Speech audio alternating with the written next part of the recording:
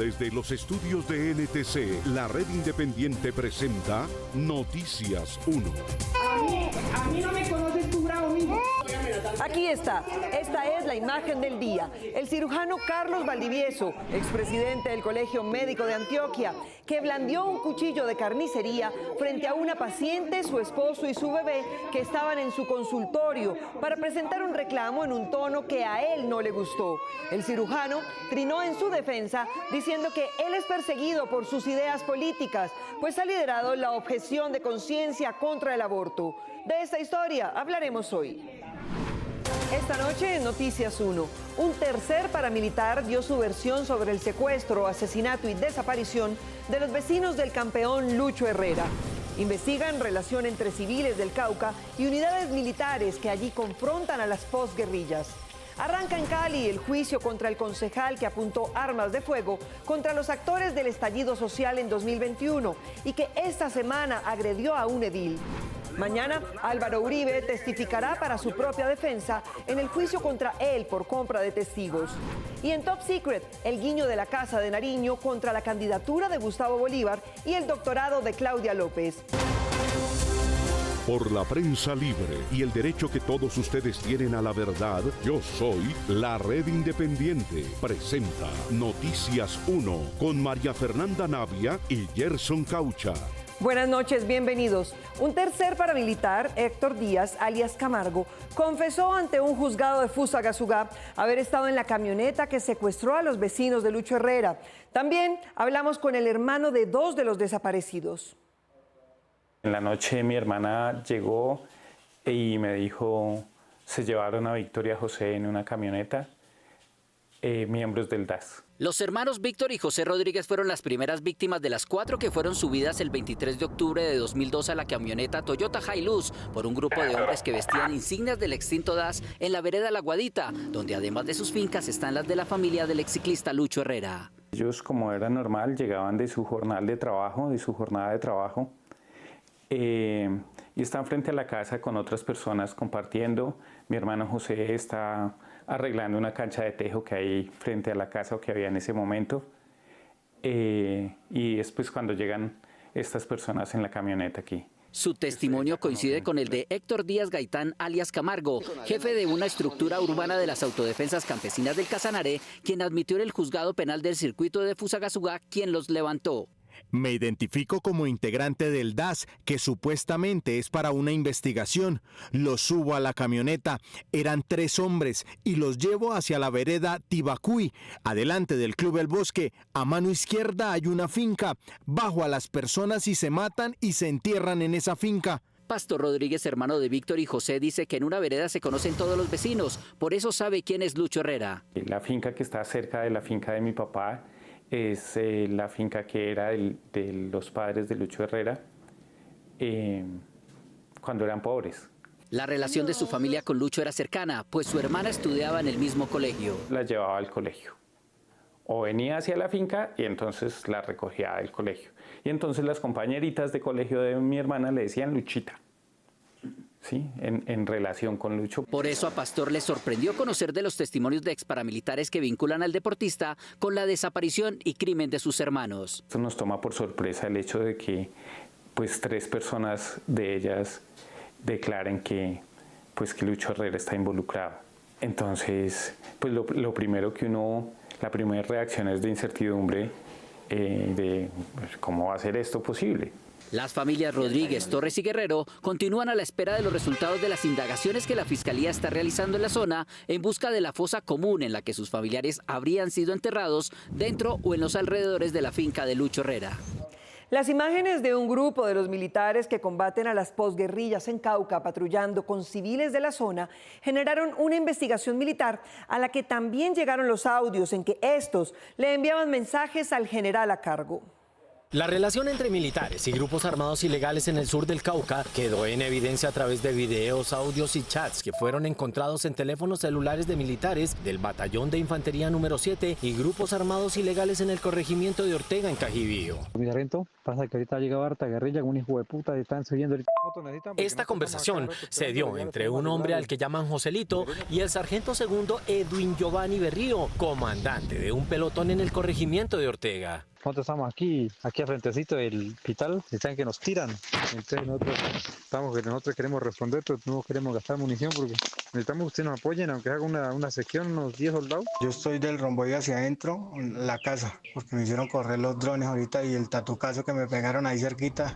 Además de este tipo de conversaciones y mensajes de audio por WhatsApp, investigadores de la Fiscalía tienen imágenes de estos drones que muestran el patrullaje conjunto entre soldados e integrantes de grupos armados al margen de la ley para combatir conjuntamente a otros grupos postguerrilleros. Inmediatamente acudió a la inspección del ejército a revisar este tema y en estos momentos se está haciendo una gran investigación con respecto a ese procedimiento que fue observado de acuerdo a lo que se obtuvo, el material que se obtuvo. El general Mejía también aparece en los chats de alias Joselito, integrante de un grupo armado ilegal en Ortega. Buenos días, mi general Mejía.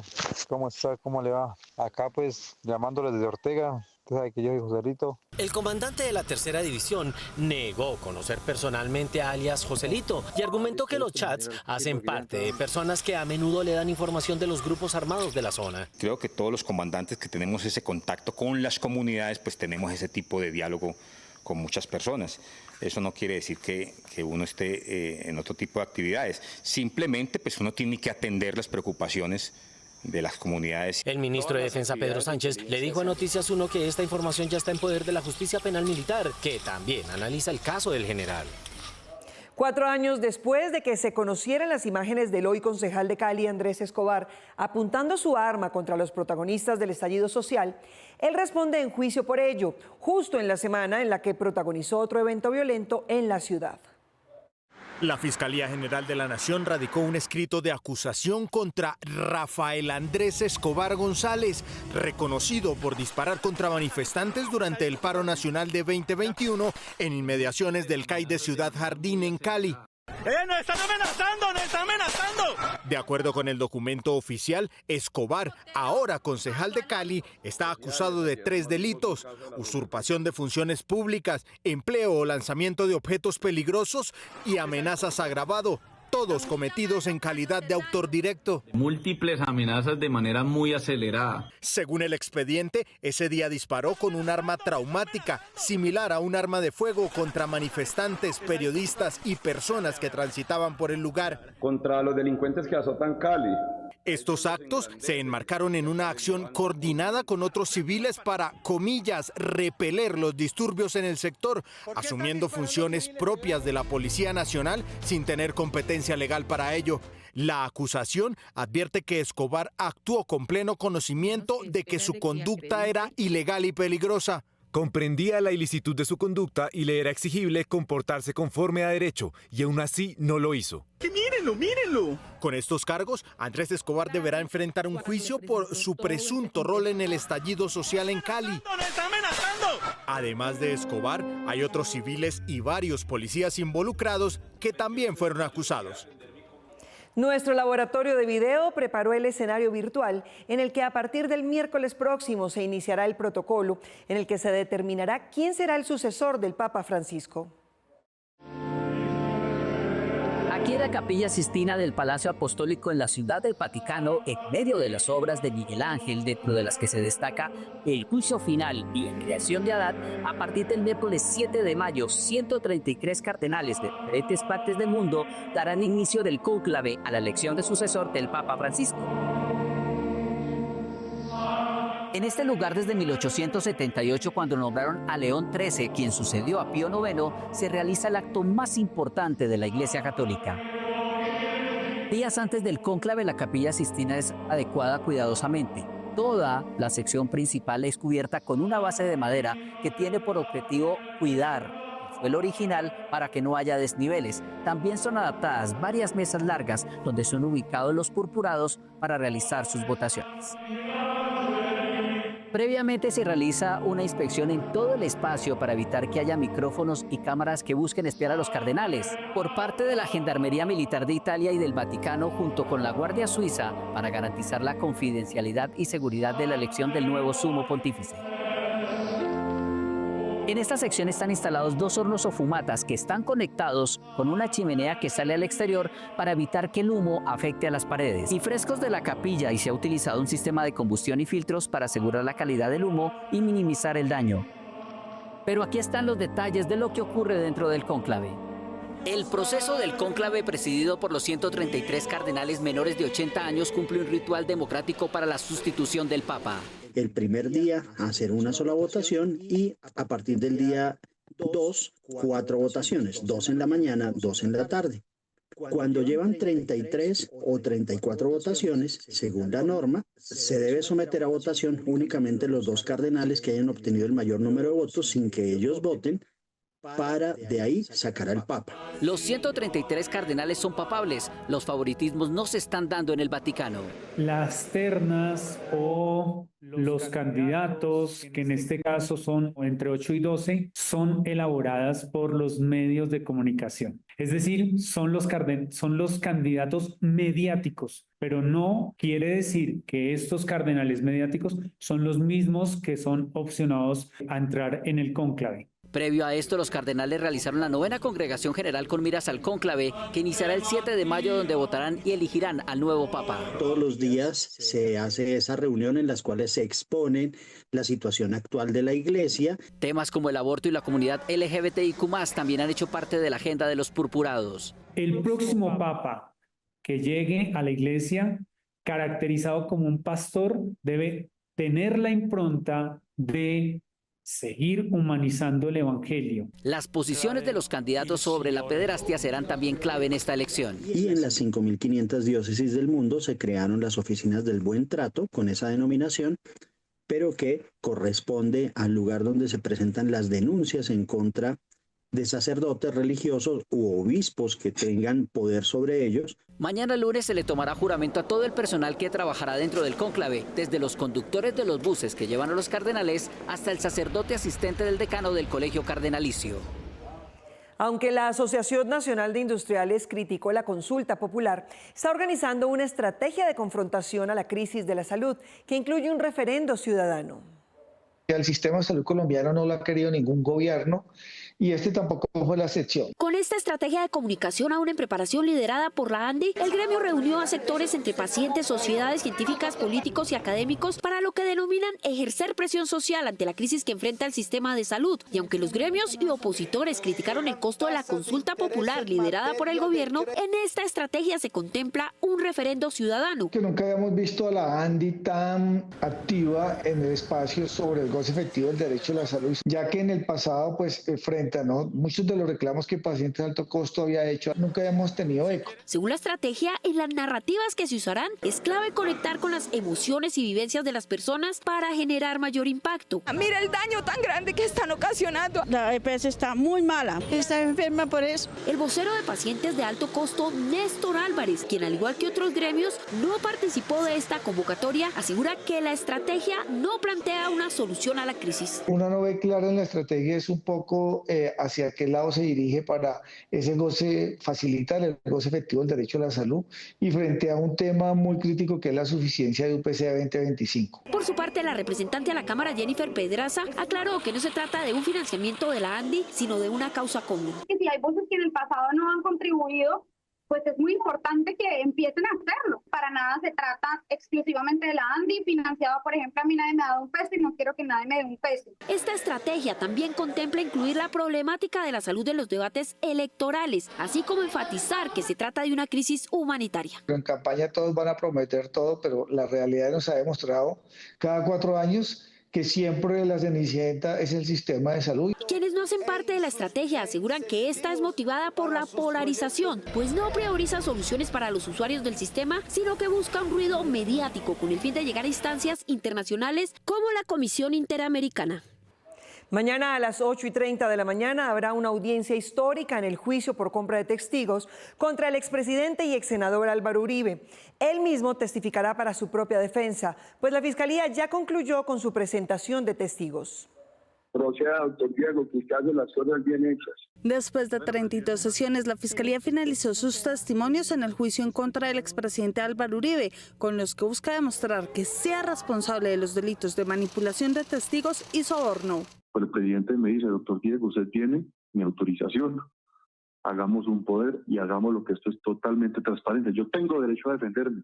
Y si una persona dice que me va a retractar diciendo la verdad, doctor Diego, yo tengo que actuar y está en su derecho, ¿sí o no? Audios como estos se conocieron en las audiencias como la prueba de que Uribe sí utilizó intermediarios para conseguir los falsos testigos. Se entregaron dineros de manera cuantiosa a testigos que fueron presentados ante la justicia. Me dio porque se supone que yo iba a pagar los boletos en avión, ¿cierto? Sí. 2 millones de pesos. Los testigos sostuvieron que tanto el expresidente como su hermano Santiago Uribe crearon el bloque Metro de la Sauce en Antioquia. ¿A qué organización pertenecía usted? Al bloque Metro. Yo soy de uribista, lo que pasa es que yo hablo de Uribe porque Uribe es el referente político de las autodefensas. La política de seguridad democrática del presidente Uribe funcionó porque nosotros estuvimos detrás de ella. Las pruebas que voy a demostrar contra Uribe, contra todos ellos, yo las demuestro y ya, y que me venga el mundo encima, que me van a matar. Claro que en este mes no todos los temas que se trataron fueron jurídicos. A mí me gusta la parranda. Mañana el exmandatario empezará a presentar sus más de 70 testigos con los que pretende demostrar su inocencia. El primero en testificar será él mismo. Escúcheme, señora juez. Y después seguirá su hermano Santiago Uribe, el exministro de Agricultura Andrés Felipe Arias, el exfiscal Néstor Humberto Martínez, el consejero electoral e imputado por el mismo caso Álvaro Hernán Prada y el exparamilitar Carlos Enrique Vélez, entre otros.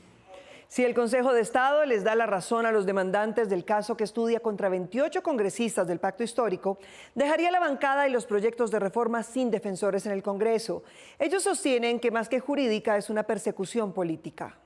Nosotros no tenemos magistrados, nosotros no tenemos amigos jueces. Como una persecución judicial, calificaron desde el Pacto Histórico los procesos que se le siguen de pérdida de investidura a 27 congresistas de esta colectividad y uno de comunes por la presunta violación del régimen de inhabilidades e incompatibilidades. Somos incómodos para el aparato de poder en Colombia. Somos incómodos para los más poderosos de este país. La demanda se basa en que los 28 congresistas firmaron un acto legislativo que se radicó en 2023, pero no se discutió. La demanda señala que nosotros participamos en temas de reforma política, algunos de ellos que en criterio de ellos benefician al Partido Colombia Humana. El acto legislativo de reforma política incluía listas cerradas, financiación pública de campañas y transfugismo. Nosotros ya votamos una reforma política que se hundió en el Senado. Esa la votamos en Cámara y no estamos demandados por la que votamos. En el pacto además hay preocupación por el proceso que también se le sigue al representante Pedro Suárez Baca, quien siendo juez en el año 2008 dio casa por cárcel a un ciudadano condenado por narcotráfico y secuestro. De un momento a otro te esculcan la vida, te reactivan procesos y utilizan el aparato judicial para perseguir a los opositores. Es lo que está pasando con nosotros y con Pedro. Suárez Baca acumula así 2 procesos en su contra, uno ante el Consejo de Estado por la demanda de los 28 congresistas y este ante la Corte Suprema de Justicia, pero advierte que no renuncia por ninguna circunstancia a su curul. Que los temas jurídicos que se están debatiendo respecto de nuestra participación aquí en el Congreso de la República van a salir favorables y por tanto no tenemos razones para pensar siquiera en nuestra renuncia. A la representante Marián Perdomo, también del pacto, ya el Consejo de Estado le decretó la pérdida de su investidura como congresista en un fallo de única instancia que implica su muerte política y la pérdida de su curul en el Congreso. La congresista presentará su apelación el martes 6 de mayo. Uno de los 3 magistrados que hizo sala para determinar la detención domiciliaria del exsenador Ciro Ramírez cuestionó la decisión de sus 2 compañeros porque dice que hay elementos para pensar que él podría seguir delinquiendo.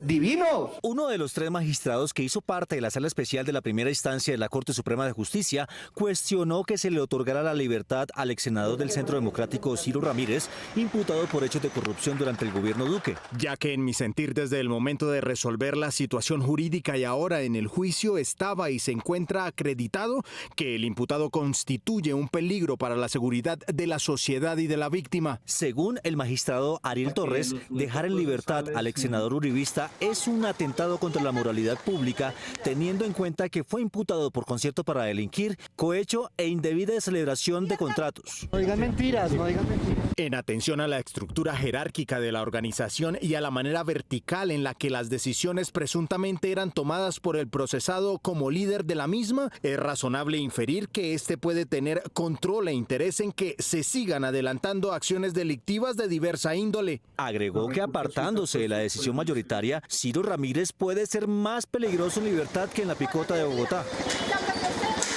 Al recobrar su libertad tendrá la posibilidad de impartir instrucciones a otros integrantes de la pandilla e incluso reclutar nuevos miembros a su organización criminal. Según el expediente, Ciro Ramírez, junto con el acusado ex subdirector del DPS, Pierre García, sostuvo reuniones para garantizar la suscripción de 13 contratos con recursos del Fondo de Inversión para la Paz por más de 24.000 millones de pesos durante el gobierno de Iván Duque. En el paraíso del bandidismo. En la decisión mayoritaria de la Corte Suprema de otorgar la libertad a Ramírez, también firma la magistrada Blanca Nélida Barreto, la misma que condenó al fallecido ex senador Mario Castaño por los mismos hechos de corrupción en el denominado caso de las marionetas.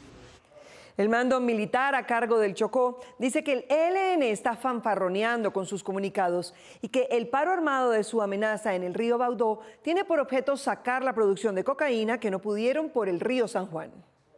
Con este panfleto, el ELN amenazó a los pobladores de los municipios de Alto, Medio y Bajo Baudó en Chocó, advirtiéndoles que actuaría en su contra si este fin de semana se movilizaban, comercializaban o ejercían sus tareas cotidianas en áreas donde el ELN tiene intereses por negocios de narcotráfico. Es que es muy fácil delinquir sacando un panfleto amenazante, intimidatorio. Eso es muy sencillo. Nosotros no pedimos seguirle el juego a ellos. Por los bloqueos con tecnología y mayor pie de fuerza de la policía y las fuerzas militares en Chocó, el ELN estaría buscando nuevas rutas por el río Baudó para sacar cocaína que tendría represada, constriñendo a la población civil con panfletos como este.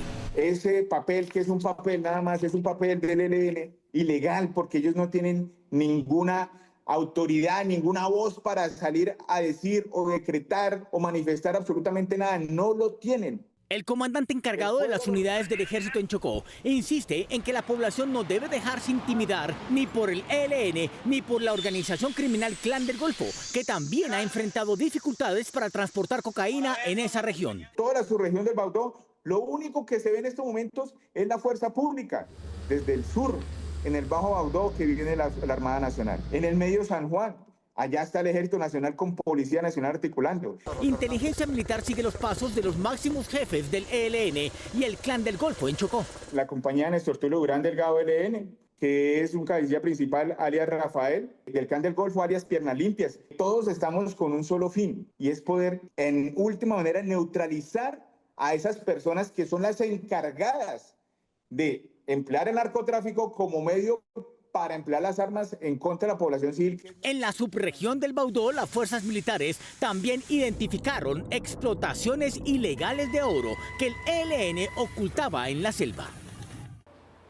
Nadie puede decir cuánto durará en el cargo el próximo papa, lo que indican los indicadores. El papado de Pío IX duró 31 años y 7 meses. El de Juan Pablo II fue de 26 años y 5 meses. El de León XIII de 25 años y 5 meses. Pero el de Juan Pablo I duró 33 días. Y el más corto en la historia ha sido el de Urbano VII, que duró 13 días. Esto indica que por buena que sea la elección del Vaticano, es tan más segura un papado duradero. Esto es lo que indican los indicadores. La idea del ahorro es formar un capital y ese capital es invertirlo para que produzca ganancias. Las posibilidades son casi infinitas, siempre y cuando se cumplan los mínimos. Invertir no es solo para expertos o personas con grandes sumas de dinero. Hoy cualquier persona puede dar sus primeros pasos en el mundo de las inversiones. Invertir significa poner a trabajar su dinero para que genere ganancias con el tiempo. A diferencia del ahorro, que solo resguarda el dinero, la inversión busca multiplicarlo. Entre las opciones básicas de inversión están los CDTs, que tienen bajo riesgo pero rentabilidad limitada, ayuda para metas a corto plazo. Los fondos de inversión colectiva son accesibles y gestionados por expertos y permiten diversificar sin mucho conocimiento previo. Las acciones, aunque son de mayor riesgo, pero con potencial de ganancia más alto a largo plazo, requieren algo de estudio. Antes de invertir, tenga claros sus objetivos, para qué y cuánto tiempo invertirá, no ponga su dinero en el mismo lugar. Diversifique sus inversiones, invierta si está dispuesto a no necesitar a corto plazo. 3 estudiantes de Colombia clasificaron en la prueba regional de Huawei en habilidades digitales y obtuvieron los mejores resultados a nivel nacional.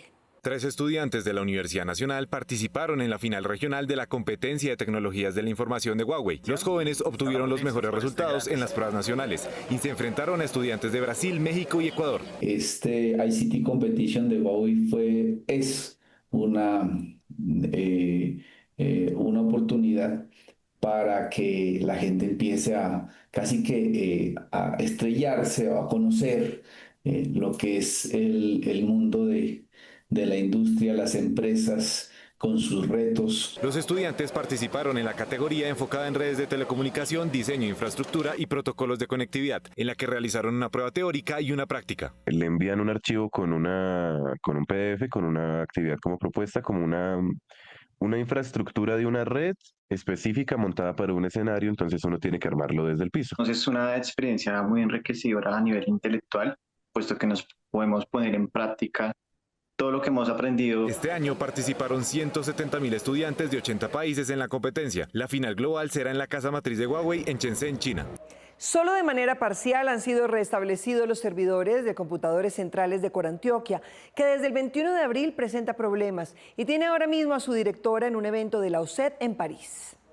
Desde el 21 de abril, los sistemas informáticos de Corantioquia reportan fallos que pusieron en riesgo el recaudo de la entidad e imposibilitaron el trabajo de los funcionarios. La situación es delicada porque no tenemos acceso a ningún documento. 450 funcionarios de Corantioquia sin poder trabajar, sin poder atender los usuarios. Esta situación puso en riesgo el recaudo de las tasas retributivas, un impuesto que cobran las autoridades ambientales por el vertimiento de aguas residuales. La última facturación de Corantioquia por este recaudo fue de 5.700 millones. Estuvo en gran riesgo porque esa fecha es límite. Si no se hace a esa fecha, ya en el año no se puede hacer. Es gran parte de los recaudos de la corporación. A la fecha ya se restableció la página web y la facturación para las tasas, pero los funcionarios todavía no pueden atender a los usuarios. No tenemos acceso a ningún documento público corporativo.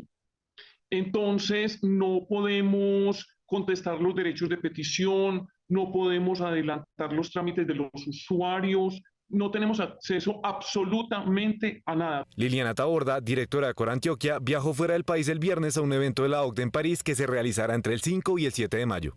Es una irresponsabilidad muy grande que el jefe de una entidad pública se vaya de su puesto y deje a 450 funcionarios trabajando al 5 o al 10%. Luego de casi 2 semanas, los funcionarios no saben por qué se cayeron los servidores o cuándo se restablecerán completamente. Ellos están pensando en la publicidad y en cómo hacer política, y las funciones de proteger y cuidar los recursos naturales renovables no están en la mente de estos directivos. Noticias 1 conoció por funcionarios de la entidad que mañana saldrá un comunicado en el que Corantioquia le atribuirá la caída a un supuesto corte de energía en Medellín el 21 de abril, pero los funcionarios aseguran que ese apagón no sucedió. El pasado martes arrancó y se suspendió el juicio contra los 2 directivos de la Drummond por financiación a los paramilitares del Cesar, al mismo tiempo que Chiquita financiaba a los de Urabá. Las partes están pendientes de una apelación que para comenzar presentó su defensa.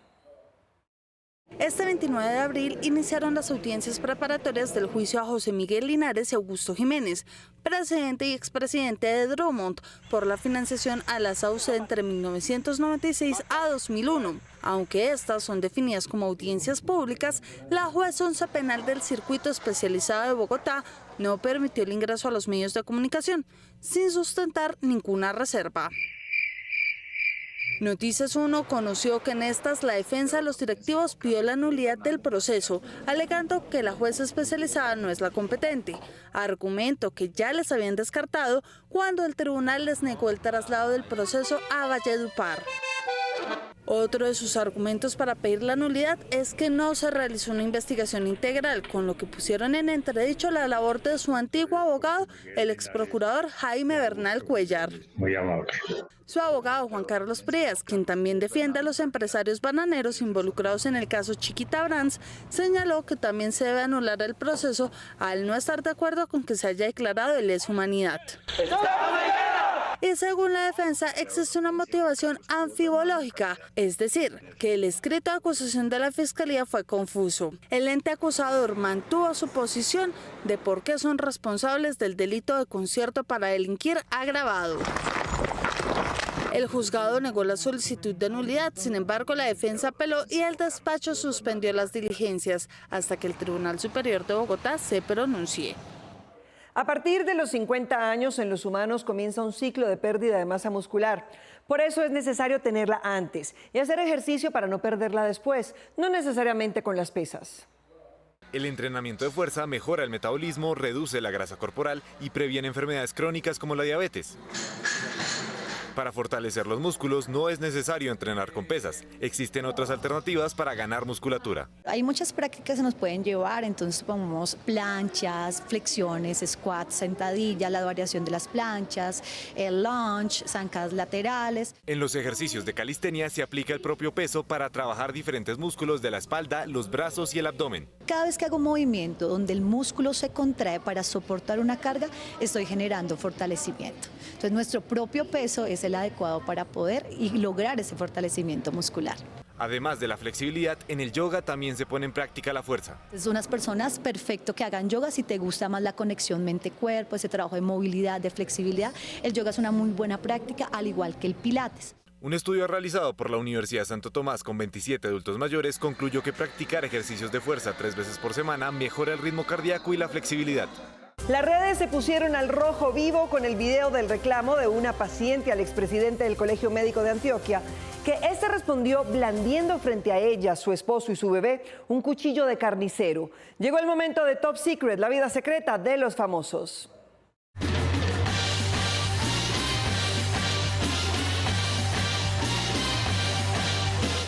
Las redes sociales hicieron viral esta mañana un reclamo al doctor Carlos Valdivieso, cirujano plástico y expresidente del Consejo Médico de Antioquia, por su reacción ante el reclamo del esposo de una paciente que lo visitó con su bebé. No me gusta ese tono, otro día que estén más calmos los... No, señor, no estoy calmado. Es que usted no me está muy bravo. Y a mí no me conoces tu bravo, amigo. Aunque el reclamo era sobre su manejo del bisturí, él desenfundó un cuchillo de carnicero que tenía en su consultorio y lo blandió frente al paciente reclamante y su bebé. A mí no me conoces tu bravo, amigo. El video del reclamo llegó a las redes sociales, en las que el médico posteó una respuesta esta mañana diciendo que él había sido el agredido y que los ataques tenían que ver con su posición política, pues él se proclama defensor de la vida y como tal lidera las posiciones de objeción de conciencia al aborto. Claudia López, que durante meses se había mantenido callada en sus redes sociales, inició la semana con 2 posts, uno en el que muestra sus avances en el baile y el uso de la pollera para bailar cumbia, y otro exhibiendo el estuche de los títulos que recibió en las universidades de Harvard, Boston y Columbia en Nueva York, con una canción de fondo. En este caso no era uno sino 2. Yo más que eso tengo un doctorado. Pero la misma canción de Tony Dice le explicó a la exalcaldesa la importancia de la preparación académica para una candidatura presidencial.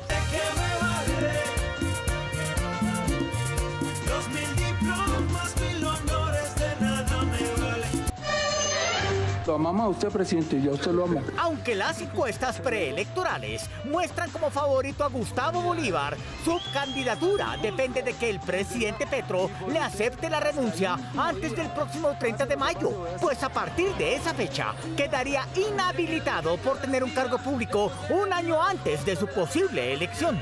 Y en los círculos de la Casa de Nariño hay quienes piensan que no hay disposición a aceptarle la renuncia que ya presentó, porque el presidente ya escogió a su favorito y no es él, sino la senadora María José Pizarro. Roy Barreras podría también ser el as bajo la manga, pues sin hacer mucho ruido ha enviado cartas de renuncia a la Cancillería y a la Presidencia, según su texto, para que tenga efecto a partir del próximo 20 de mayo. Pero tampoco se las han contestado. Otro candidato ante prepresidencial es Francisco Barbosa, que arrancó publicando su autobiografía que presentó este fin de semana en la Feria del Libro con el título de El Fiscal, pero aún niega su propósito. No obstante, con su acostumbrada humildad, terminó afirmando que él tiene lo que a todos los demás precandidatos les hace falta. Una cantidad de candidatos de poco liderazgo alrededor del país, sin carácter, sin determinación, sin convicción. Muchos están empezando a hacer la tarea, otros no tienen la capacidad para hacerlo y están en esa circunstancia. Entonces yo creo que no es el momento para que yo pueda decir o no si seré candidato o no. Lo que pasa es que después de ver que Gustavo Bolívar está liderando las encuestas, ya no me faltan. Estén pendientes, volveremos con más confidenciales de ataque en Top Secret. Nos vemos en las redes sociales y el próximo sábado aquí en Noticias 1 con las mejores noticias del fin de semana. A ustedes, gracias por elegir la independencia.